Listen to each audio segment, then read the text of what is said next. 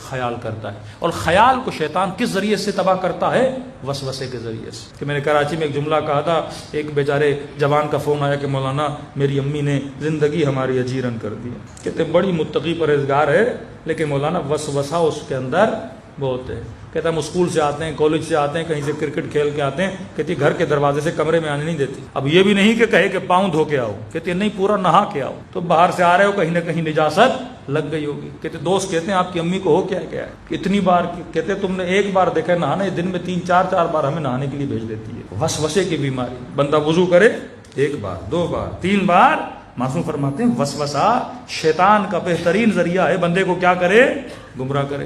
کئی لوگوں کو نماز میں وسوسہ ہوتا ہے.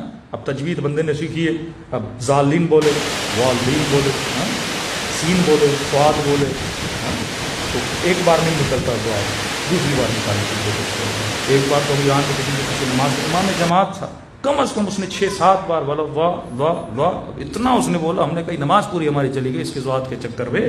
یہ بھی وسوسہ ہے کہ بندہ سوچے کہ واقعاً زبان سے وہ چیز نکل رہی ہے کہ نہیں نکل رہی.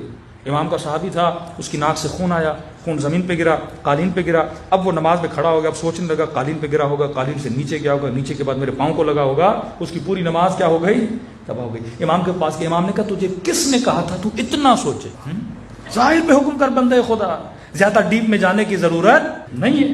اب بندے کے سامنے کھانا ہے، اب سوچنے لگی ہاں بھائی پاکستان میں تو یہ سوچیں تو آتی ہیں نا، یہ کھانا کس نے بنایا ہوگا؟ اب کھانے کا پتہ نہیں ہاتھ کہاں کہاں لگایا ہوگا، تیل کیسا ہوگا، برتن کیسا ہوگا. پھر وہ کھانا کبھی کھائی نہیں. یہاں اس ہوٹل میں جاؤ ہی نہیں، یہاں جاتے ہو تو سکون کے بیٹھ کے کھا کے بسم اللہ پڑھ کے وہاں سے بندہ نکل. تو وسوسہ آپ کو کیا کرتا ہے؟ اتنا فکر کو ایکٹیو کر دیتا ہے، وہی بندے کے ڈپریشن کا